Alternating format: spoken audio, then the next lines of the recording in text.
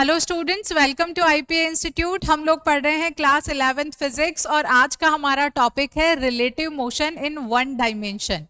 सबसे पहले relative motion का मतलब समझेंगे, उसके बाद रिलेटिव मोशन की फिजिक्स को समझेंगे। एक एग्जाम्पल की हेल्प से हम रिलेटिव मोशन के कॉन्सेप्ट को समझते हैं। फॉर एग्जाम्पल, आप गाड़ी में जा रहे हैं, उस गाड़ी में 4 जने बैठे हैं। एक गाड़ी चला रहे हैं, दूसरे उनके पास में है और 2 जने पीछे बैठे हैं। अगर वो चारों लोग एक दूसरे को देखते हैं तो वो चारों एक दूसरे के रिस्पेक्ट में रेस्ट की कंडीशन में है।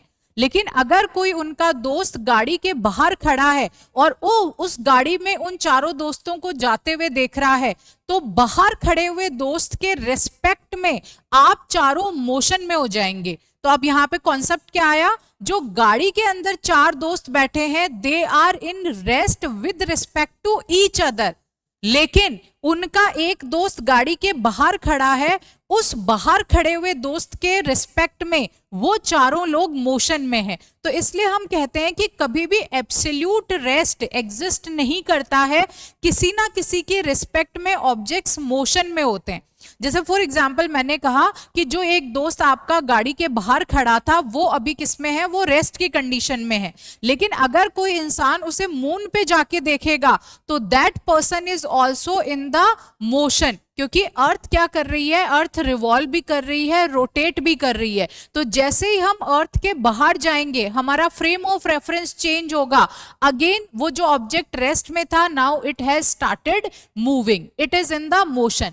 अब कोई कह सकता है कि चलो अर्थ तो मूव कर रही है, बट अगर कोई हम सन के रिस्पेक्ट में देखें तो वो तो रेस्ट की कंडीशन में। अगेन सन भी, अगर हम अलग अलग गैलेक्सीज में जाएंगे तो अलग अलग गैलेक्सीज में जो भी हमारा यूनिवर्स है वो एक्सपेंड कर रहा है, तो हम कहेंगे there is no absolute rest present. हर चीज किसी ना किसी ऑब्जेक्ट के रिस्पेक्ट में मोशन में है। So these rest and motion they both are relative to each other.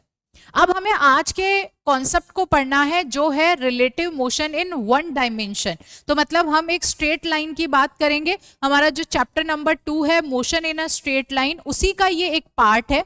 NCERT से इसको हटा दिया गया है, लेकिन अगर हम कंपटीशन पर्सपेक्टिव की बात करें, नीट एग्जाम, जेई जो है, उनके हिसाब से हमें रिलेटिव जो मोशन है वो काफी ज्यादा इंपॉर्टेंट है। चाहे वो 1 डायमेंशंस हो, चाहे वो 2 डायमेंशंस हो, हमेशा कॉम्पिटिटिव एग्जाम में एक ना एक सवाल तो यहाँ से आता ही है। तो इसलिए हम लोग अभी पढ़ रहे हैं रिलेटिव मोशन इन 1 डायमेंशन, मतलब एक स्ट्रेट लाइन में मोशन है। बाय टेकिंग द केसेस हम इसको समझेंगे। सबसे पहले हम लेते हैं हमारा केस नंबर 1। केस नंबर 1 में कोई एक ऑब्जेक्ट है जो ऑब्जर्वर जिसे हम कह रहे हैं, ये ऑब्जर्वर अभी रेस्ट की कंडीशन में है। इसका मतलब इसकी वेलोसिटी 0 है। जब ये इंसान किसी कार को यहां से जाते हुए देख रहा है तो ये कार अभी मोशन में है और इसकी वेलोसिटी हम ले लेते हैं 10 metre per second. This is the case number 1, जिसमें हमारा ऑब्जर्वर किसमें है? रेस्ट की कंडीशन में है, और एक यहाँ पे कार है जो आगे की तरफ चल रही है। ठीक है, अगर मैं इस ऑब्जर्वर के हिसाब से इस गाड़ी को देखूं तो इस गाड़ी की वेलोसिटी कितनी है?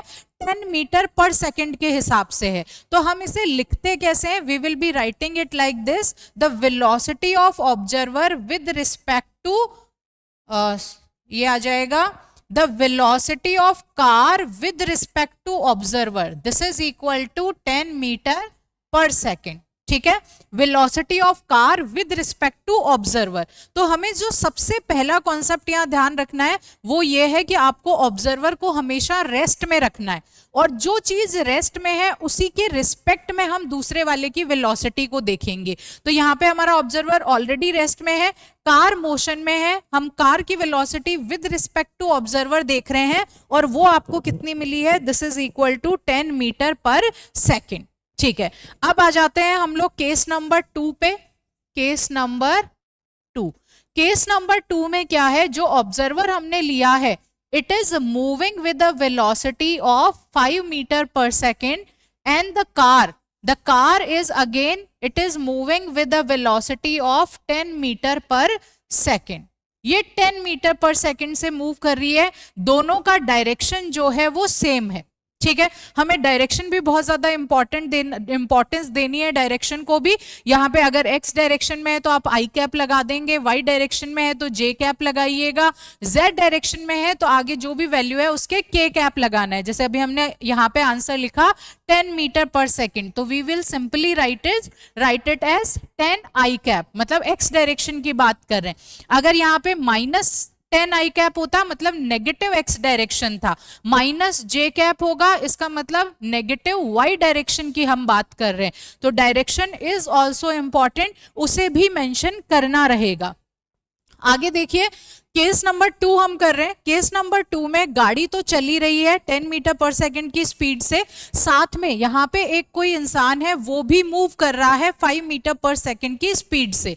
Now you have to tell the velocity of car with respect to the observer. हमें क्या बताना है? Velocity of car with respect to the observer. तो अब पहले तो हम क्या करते हैं, पहले तो हम एक सिंपल सा केस देखते हैं कि क्या यहाँ पे एग्जैक्टली हो रहा है।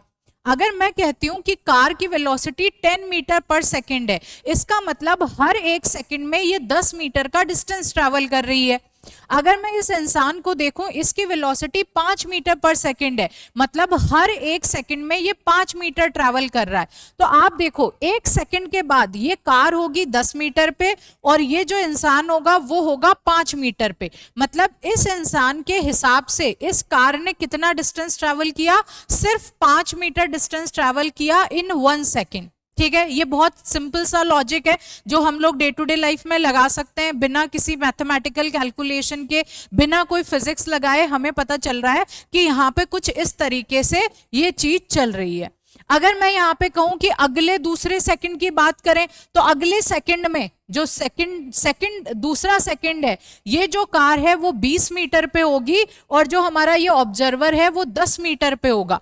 तो अगर ऑब्जर्वर के रिस्पेक्ट में मैं कार को देखूं तो कार ने कितना डिस्टेंस ट्रैवल किया है? सिर्फ 10 मीटर्स डिस्टेंस ट्रैवल किया है in comparison to the observer, क्योंकि ऑब्जर्वर खुद भी तो आगे जाता जा रहा है हर सेकंड में, तो हमें उसका भी ध्यान रखना है, उसके हिसाब से हम लोगों को बताना है कि कितना डिस्टेंस यहाँ पे ट्रैवल हो रहा है। अब बात आती है कि इसको मैथमेटिकली या फिर फिजिक्स के पर्सपेक्टिव से रिलेटिव मोशन का कॉन्सेप्ट लगा के इसको कैसे करेंगे। देखो, रिलेटिव मोशन में जैसा कि मैंने आपको कहा कि ऑब्जर्वर को हमेशा हमें क्या करना है? रेस्ट पे रखना है। तो यहाँ पे ऑब्जर्वर की स्पीड है 5 मीटर पर सेकेंड, कौन से डायरेक्शन में?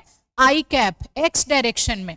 अगर मुझे इसको रेस्ट में लेके आना है तो मुझे क्या करना पड़ेगा? जितना वेक्टर इसका वेलोसिटी वेक्टर आई डायरेक्शन में है, उतना का उतना वेलोसिटी वेक्टर सेम मैग्नीट्यूड का मुझे -i में भी लेना पड़ेगा। मतलब अगर मैं 5 मीटर पर सेकेंड जो कि x डायरेक्शन में है, उसमें मैं -5 मीटर पर सेकेंड को ऐड कर दूं तो ये वेलोसिटी क्या हो जाएगी? 0 हो जाएगी। तो अगर मुझे ऑब्जर्वर को रेस्ट में लाना है तो मुझे इक्वल एंड ऑपोजिट वेक्टर को ऐड करना होगा, equal and opposite velocity vector को ऐड करना होगा।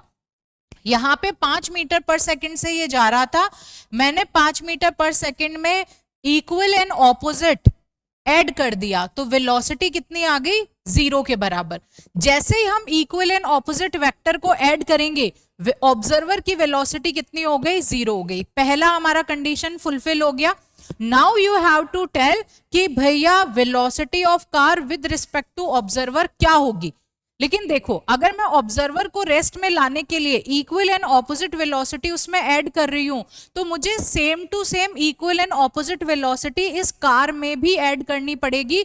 ऐसा नहीं हो सकता कि मैं सिर्फ ऑब्जर्वर में ऐड करके उसको रेस्ट में ले आऊं और कार में कुछ एडिशन ना हो। जैसे तुम मैथ्स में बहुत बार ऐसे करते हो कि किसी चीज को मल्टीप्लाई करना है, मल्टीप्लाई और डिवाइड कर देते हो, बोलते हो इससे 5 से मल्टीप्लाई किया, 5 से डिवाइड किया, कुछ फर्क नहीं पड़ा। अगर LHS में तुमने 5 से मल्टीप्लाई किया और RHS को भी 5 से मल्टीप्लाई किया, मतलब कोई फर्क नहीं पड़ा। तो सेम टू सेम तरीके से यहाँ पे भी अगर मुझे नेगेटिव वेलोसिटी वेक्टर को ऐड करना है एक ही जो ऑब्जर्वर है उसके साथ में, तो मुझे सेम टू सेम वेलोसिटी किसके साथ ऐड करनी पड़ेगी? कार के साथ भी ऐड करनी पड़ेगी। तो अगर यहाँ पे 0 हुआ, यहाँ पे वेलोसिटी कितनी है? 10 है ऑलरेडी। अब इसमें कितनी ऐड करनी पड़ेगी हमें? -5। तो 10 माइनस 5 कितना हो गया वेलोसिटी 5 मीटर पर सेकंड के बराबर। तो रिलेटिव वेलोसिटी आ गई 5 मीटर पर सेकंड।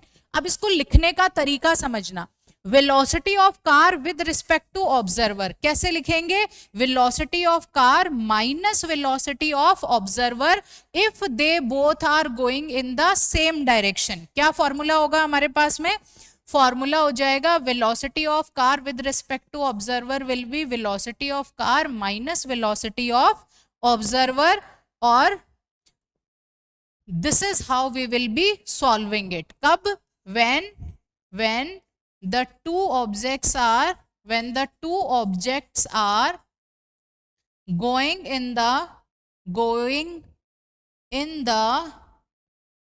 the same direction। अगर सेम डायरेक्शन में जा रहे हैं तो उस वाले केस में हम फॉर्मूला यूज करेंगे ये वाला, ठीक है।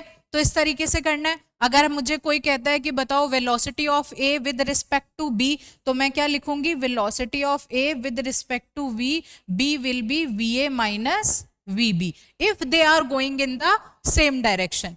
तो पहला, सबसे पहले तो ऑब्जर्वर को रेस्ट में ले आओ, रेस्ट में लेकर आओगे तो तुम्हें इक्वल एंड ऑपोजिट वेक्टर को ऐड करना पड़ेगा। वैसे कर सकते हो या फिर डायरेक्टली, अगर कोई भी दो ऑब्जेक्ट सेम लाइन में जाते हैं तो हम पहले वाले में से दूसरे वाले की माइनस कर देते हैं वेलोसिटी और हमें रिलेटिव वेलोसिटी मिल जाती है। Easy concept. दो केस हो गए हमारे। अब हम आते हैं थर्ड केस पे। थर्ड केस क्या कहता है, केस नंबर 3 कह रहा है अब जो हमारे पास में यहाँ पे ऑब्जर्वर है वो पॉजिटिव एक्स एक्सिस की तरफ ना जाके नेगेटिव एक्स एक्सिस की तरफ जा रहा है, और जो हमारी कार है ये कार अभी भी पॉजिटिव एक्स एक्सिस की तरफ ही मूवमेंट कर रही है। इसकी अगेन वेलोसिटी 10 मीटर पर सेकंड ले लो, और यहाँ पे जो इंसान है इसकी वेलोसिटी हम 5 मीटर पर सेकंड ले लेते हैं, ठीक है। तो अब दोनों का डायरेक्शन क्या हो गया, ऑपोजिट डायरेक्शन हो गया। ऑपोजिट डायरेक्शन जब भी होता है और हम लोगों को फॉर्मूला चाहिए तो हम कैसे लिखते हैं, velocity of car with respect to observer, velocity of car plus velocity of observer. This will be the formula when two objects are going in the opposite direction. यहां पे लिख लेते हैं, when two objects are going in the opposite direction, in the opposite direction। अगर कोई भी दो object हैं और दोनों ऑपोजिट डायरेक्शन में जा रहे हैं, स्ट्रेट लाइन मोशन की बात कर रही हूं मैं, तो हम दोनों की वेलोसिटीज को ऐड करेंगे, we will be getting the relative velocity. अगर बेसिक कॉन्सेप्ट की बात करें तो हमें क्या करना पड़ेगा, हमें ऑब्जर्वर को रेस्ट में लेकर आना पड़ेगा। भाई ये तो तुम याद कर लो, बट बेसिक कॉन्सेप्ट्स भी तो पता होना चाहिए। तो बेसिक कॉन्सेप्ट्स में आप ऑब्जर्वर को रेस्ट में ले आओ। ऑब्जर्वर रेस्ट में कब आएगा, अगर equal and opposite velocity add कर देते हैं तो ये रेस्ट में आ जाएगा। इसमें इक्वल एंड ऑपोजिट वेलोसिटी अगर मैंने ऐड करी तो यहाँ पे 5 मीटर पर सेकेंड ऐड करूंगी, वेलोसिटी विल बिकम 0, ये 0 हो गई। अगर यहाँ 5 मीटर पर सेकेंड ऐड किया है तो मुझे क्या करना पड़ेगा, यहाँ पे भी 5 मीटर पर सेकेंड को ऐड करना पड़ेगा। तो मेरे पास में relative velocity of car with respect to observer हो गई 10 + 5 that is equal to 15 metre per second. This will be the answer. Case 3 हम लोग अभी तक पढ़ चुके हैं। अब हम बात करते हैं केस नंबर 4 की। देखो पहला केस, ऑब्जर्वर रेस्ट में है, गाड़ी मूव कर रही है, कुछ नहीं करना, सिंपली जो गाड़ी की स्पीड है वही रिलेटिव वेलोसिटी आ जाएगी। दूसरा केस, ऑब्जर्वर भी चल रहा है, कार भी चल रही है, दोनों सेम डायरेक्शन में जा रहे हैं, तो आप दोनों की वेलोसिटीज को माइनस कर दो, you will be getting the relative velocity. अब दो ऑब्जेक्ट्स हैं, दोनों ऑपोजिट डायरेक्शन में जा रहे हैं, उस वाले केस में दोनों की वेलोसिटीज को ऐड कर दो, you will get the relative velocity. 3 case हो गए। Now let's come to the fourth case. Fourth case क्या है हमारे पास में, केस नंबर 4। फोर्थ केस कह रहा है कि अब हमारे पास में ऑब्जर्वर है, ये ऑब्जर्वर किसी velocity v is equal to 5 metre per second से जा रहा है और इसका एक्सलरेशन है 1 मीटर पर सेकेंड। यहाँ पे फिर से एक कार है और ये जो कार है ये again it is going with 10 metre per second और इसका एक्सलरेशन 0 है। Now tell me the relative velocity. अब हमें रिलेटिव वेलोसिटी बतानी है। तो देखो रिलेटिव वेलोसिटी में जैसा कि अभी तक हम पढ़ते आए हैं, हमारा मेन ऑब्जेक्टिव क्या होता है, ऑब्जर्वर को रेस्ट में ले आओ, जैसे ही वो रेस्ट में आएगा फिर तुम वेलोसिटी निकाल लो, इजी हो जाएगा। ऑब्जर्वर को रेस्ट में लाने के लिए इक्वल एंड ऑपोजिट मैग्नीट्यूड का वेक्टर उससे ऐड कर दो, वो रेस्ट में आ जाएगा। अगर इसकी velocity 5 metre per second positive x direction में है और अगर मुझे इसको रेस्ट में लाना है तो मैं यहाँ पे 5 मीटर पर सेकेंड इसमें ऐड कर दूंगी, तो वेलोसिटी क्या हो जाएगी, 0 हो जाएगी। लेकिन यहाँ पे आप ध्यान रखो, यहाँ वेलोसिटी तो 0 हो गई, लेकिन अभी भी इसका acceleration 1 metre per second square दिया हुआ है। अब एक्सलरेशन का क्या मतलब है कि हर एक सेकंड में यहाँ पे क्या हो रहा है, इसकी जो वेलोसिटी है वो कितने से इंक्रीज होती जा रही है, 1 मीटर पर सेकंड से इंक्रीज होती जा रही है। ऐसा हमारा एक्सलरेशन का कॉन्सेप्ट होता है। भाई हर सेकंड में वेलोसिटी कितनी बढ़ेगी, 1 मीटर पर सेकंड बढ़ेगी। जैसे फॉर एग्जांपल अभी किसी गाड़ी की वेलोसिटी है 10 मीटर पर सेकंड और उसका एक्सलरेशन है 1 मीटर पर सेकंड स्क्वायर, तो अगले ही सेकंड उसकी वेलोसिटी 11 मीटर पर सेकंड हो जाएगी, उसके अगले सेकंड 12 मीटर पर सेकंड हो जाएगी।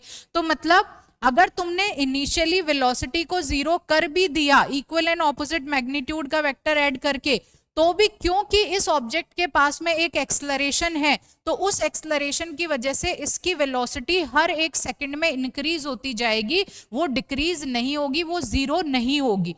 जब तक वेलोसिटी 0 नहीं होगी ऑब्जर्वर की, हम रिलेटिव वेलोसिटी नहीं निकाल सकते। तो अब हमें क्या करना होगा, हमें इसका एक्सलरेशन भी 0 करना होगा। अगर तुम्हें केस में एक्सलरेशन दिया है, एक्सलरेशन भी सेम तरीके से ही 0 होगा।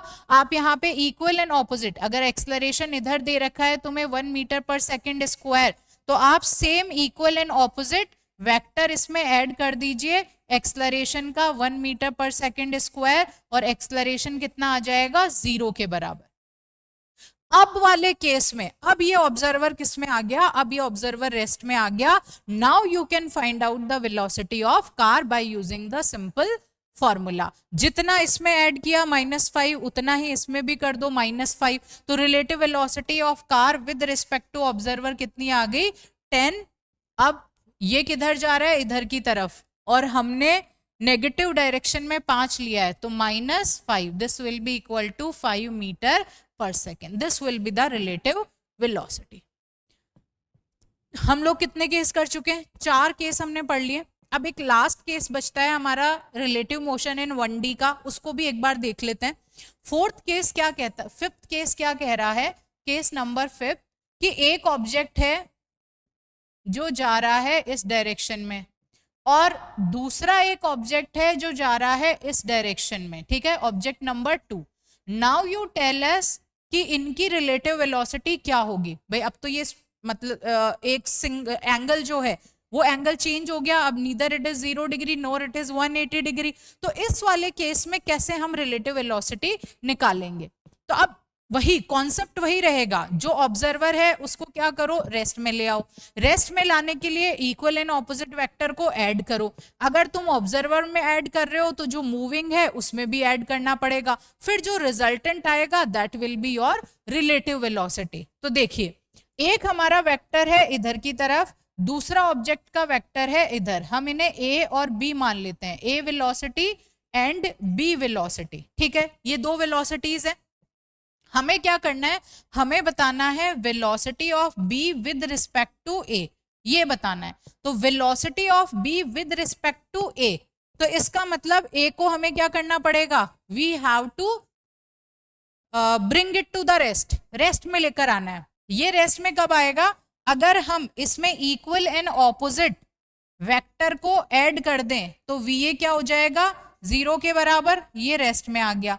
लेकिन अब सेम टाइम पे हमें वीबी में भी क्या करना है, ये इक्वल एंड ऑपोजिट इसको ऐड करना है। तो अब इसको ऐड करेंगे तो एडिशन या तो पैरेललोग्राम लॉ से ऐड कर दो या फिर ट्रायंगल लॉ से। मैं यहाँ पे पैरेललोग्राम लॉ का यूज कर रही हूँ। तो अगर एक वेक्टर मेरे पास में वीबी यहाँ ऐसे है, मुझे दूसरा वेक्टर वीए इसमें ऐड करना है, तो पैरेललोग्राम लॉ क्या कहता है, इनका जो डायगोनल होगा that will be giving us the resultant.